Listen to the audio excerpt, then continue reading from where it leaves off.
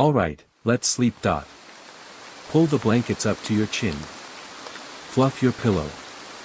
Turn off your phone and let the darkness settle around you like a soft, warm cloak. Tonight, we're going to travel back in time to a world that was falling apart, a world of crumbling Roman ruins, barbarian kingdoms, and a church that was struggling to hold on to its faith. We're going to meet a man who was born into chaos and who, against all odds, built something that would last for 1,000 years. His name was Charles, but you probably know him as Charlemagne, Charles the Great. He was a warrior, a king, an emperor, a lover, a father, a reformer, and, according to some of his contemporaries, a bit of a disaster in the literacy department. He was the man who pulled Europe out of the Dark Ages, who created an empire that would become the Holy Roman Empire, who spread Christianity at the point of a sword, and who, despite all his power, never learned to write his own name properly. This is his story. And it begins, as all good stories do, with a father who had a very big idea. The father who changed everything. Before there was Charlemagne, there was Pepin. Pepin the Short, and yes, that was his actual nickname, because medieval people were not subtle about physical descriptions.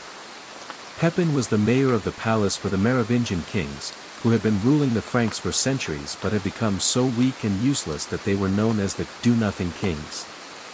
They wore long hair, sat on thrones, and did absolutely nothing while the mayors ran the kingdom. Pepin decided that this was ridiculous. In 751, with the approval of the Pope, he seized the Frankish throne from the last Merovingian king, Childeric III. He was crowned king, and a new dynasty was born, the Carolingians, named after Pepin's father, Charles Martel, who had famously stopped the Muslim advance at the Battle of Tours in 732. Pepin was a shrewd and capable ruler. He forged an alliance with the Pope, promising to protect Rome in return for papal sanction of his dynasty.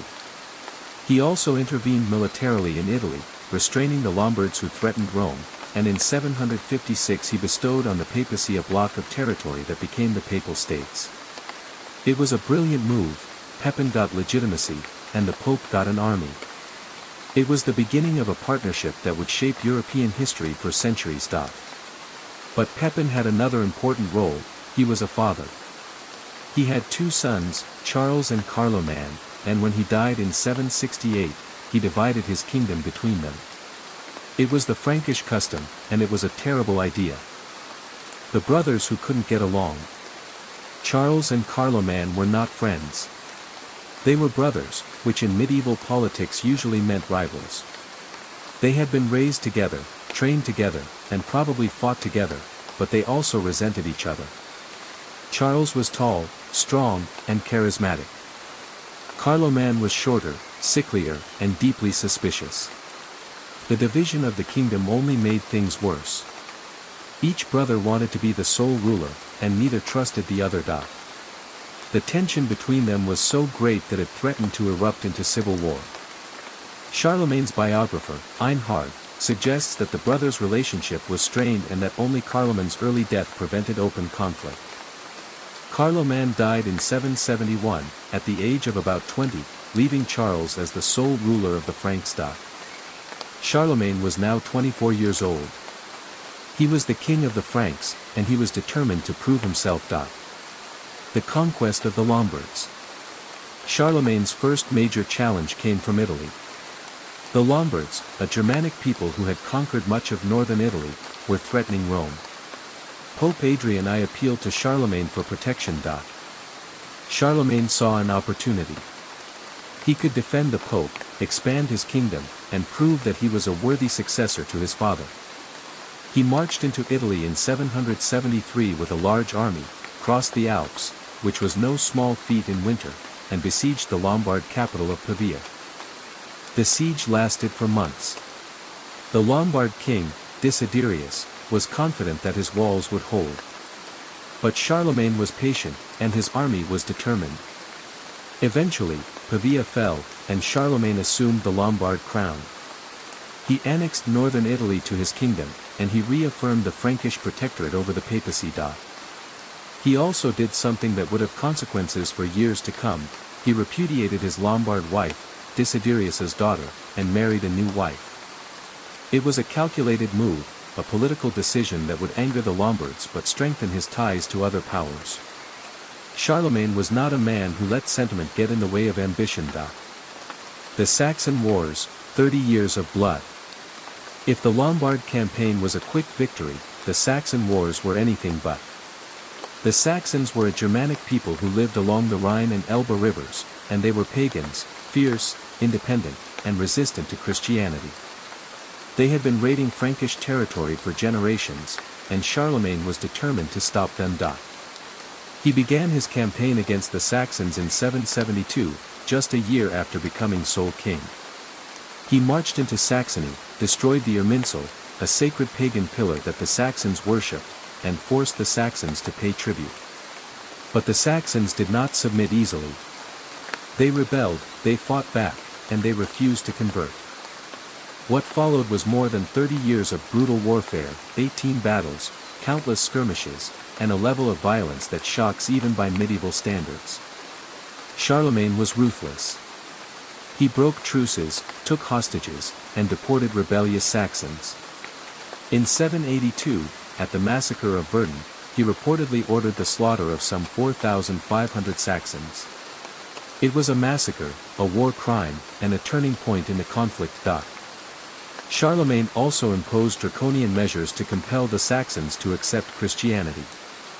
He declared that anyone who refused to be baptized or who continued to follow pagan traditions would be put to death.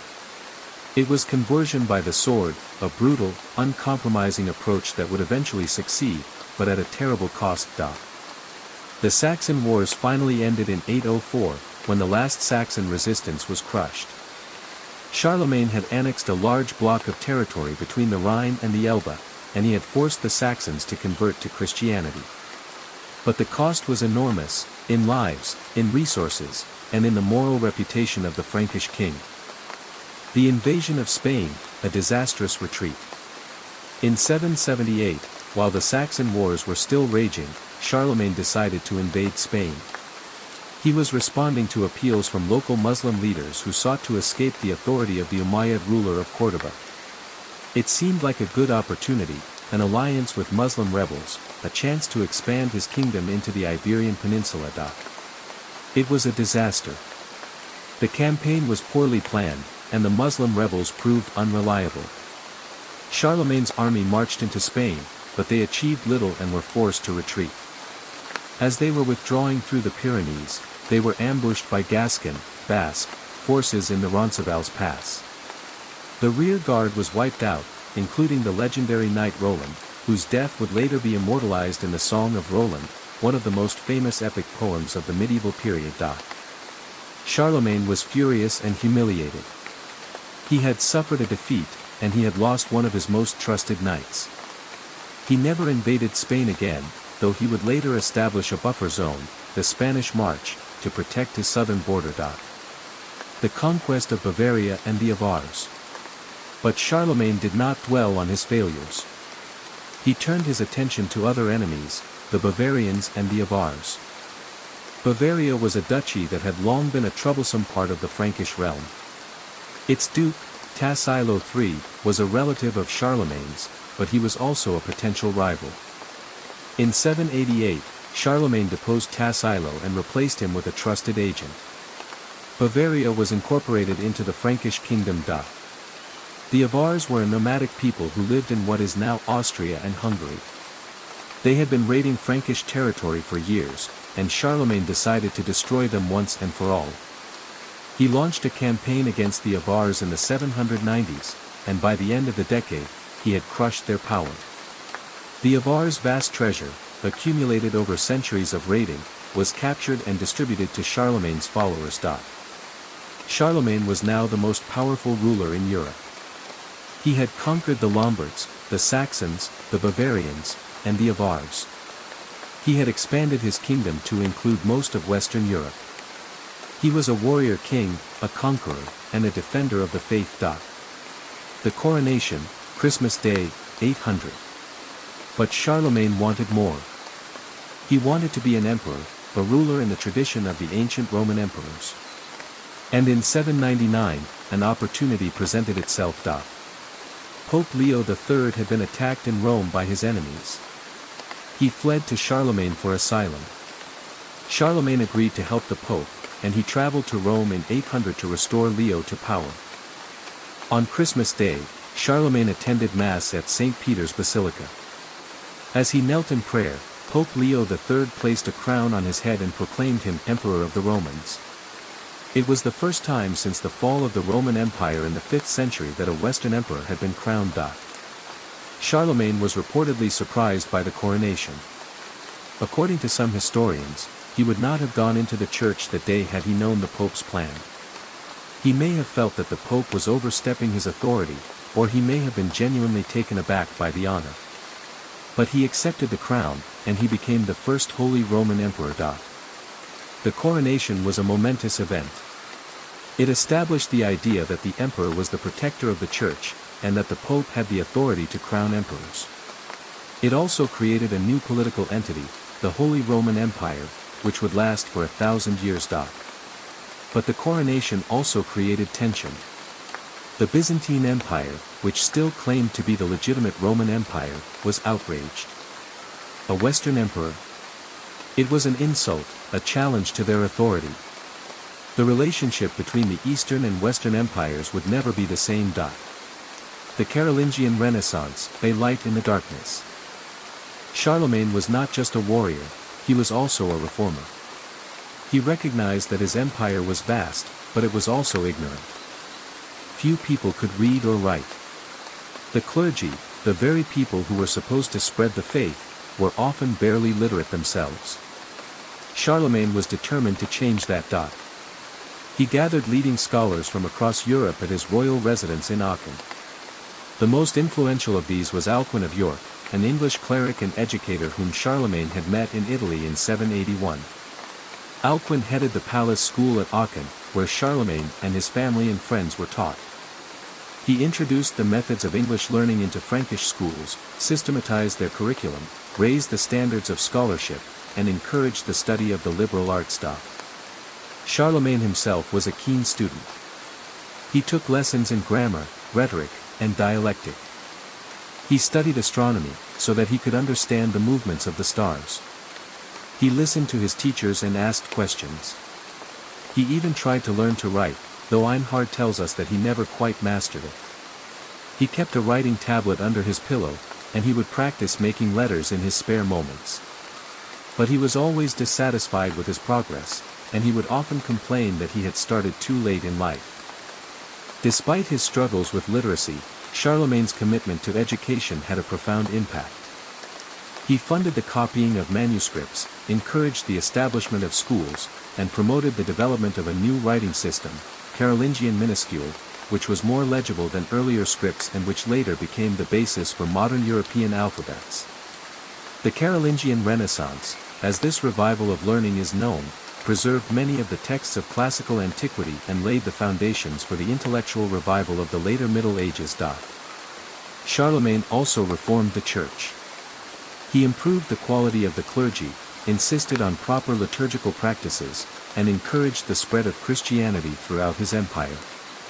He saw himself as a Christian king, charged with the spiritual as well as the temporal welfare of his people. The Man, a Portrait of Charlemagne. What was Charlemagne like as a person? We are fortunate to have a contemporary account, the biography written by his friend and courtier, Einhard. Einhard's Vita Karoli Magni is one of the most important sources for Charlemagne's life, and it gives us a remarkably vivid portrait of the man. Einhard tells us that Charlemagne was tall and strong, with a powerful build and a commanding presence.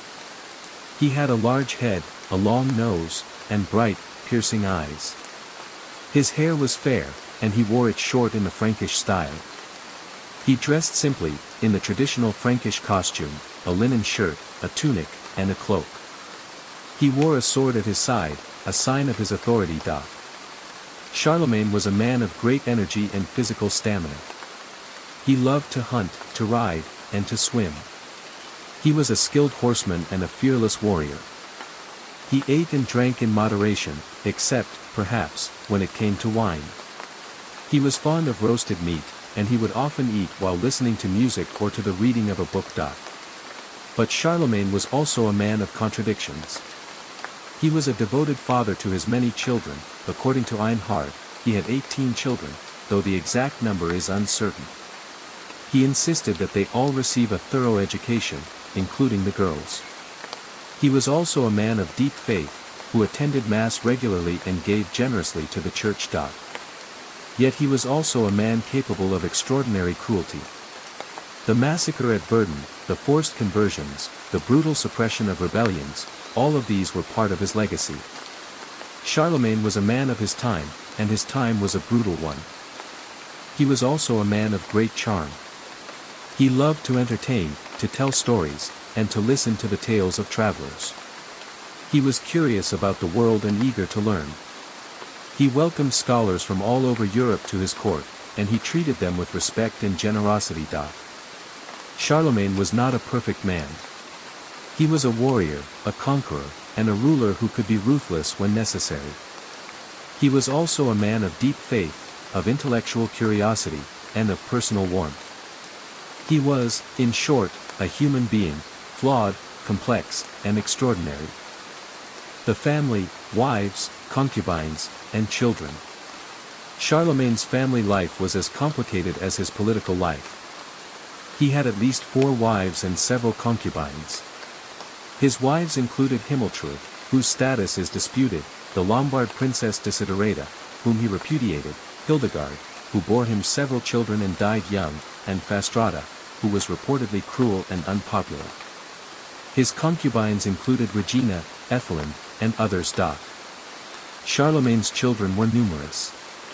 His legitimate sons included Pepin the Hunchback, who would later plot against him and be sent to a monastery, Charles the Younger, Pepin of Italy, Louis the Pious, who would inherit the empire, and several daughters. His daughters were famously kept at court and never married, possibly because Charlemagne could not bear to part with them, or possibly because he feared that their husbands would become rivals. One of the most dramatic episodes in Charlemagne's family life involved his son Pepin the Hunchback. Pepin, who was born with a physical deformity, was resentful of his father and of his half-brothers. In 792, he was found guilty of participating in a plot to kill Charlemagne. The punishment was severe. Pepin was tonsured, his head was shaved, marking him as a monk, and confined to a monastery for the rest of his life. Charlemagne was a devoted father, but he was also a strict one. He expected obedience from his children, and he punished those who defied him. His relationship with his daughters was particularly complex. He kept them close, educated them, and loved them, but he also prevented them from marrying. It was a strange and contradictory love. The old age, Aachen and the end.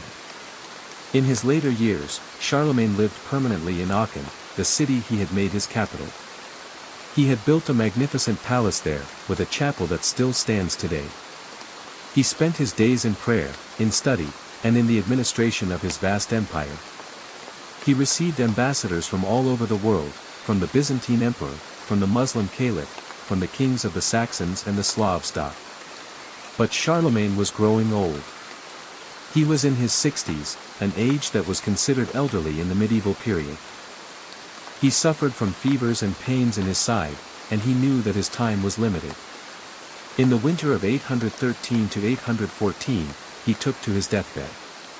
He abstained from food, as he was accustomed to do when sick, and tried to fight off his illness with nothing more than an occasional drink. On January 28, 814, Charlemagne died. He was about 65 years old, though the exact date of his birth is uncertain, so his age at death is also uncertain. He was buried in the chapel he had built in Aachen, in an ancient marble sarcophagus that can still be seen in the cathedral treasury today.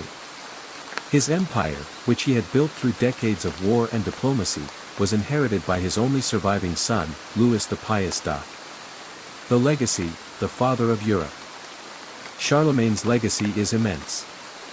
He was the first emperor to rule Europe since the fall of the Roman Empire. He expanded the Frankish kingdom into an empire that encompassed most of Western Europe. He spread Christianity throughout his empire, though he did so with a sword. He encouraged education and literacy, laying the foundations for the intellectual revival of the later Middle Ages. He established a partnership with the papacy that would shape European politics for centuries. Charlemagne is often called the father of Europe, and with good reason. He united the Germanic peoples into one kingdom, and he created a political entity that would evolve into the Holy Roman Empire. His empire was not a modern nation-state, it was a loose collection of territories held together by personal loyalty to the emperor, but it established the idea of a united Europe. But Charlemagne's legacy is also a complicated one. He was a conqueror who killed thousands of people. He was a Christian who forced conversions at the point of a sword. He was a father who imprisoned his own son.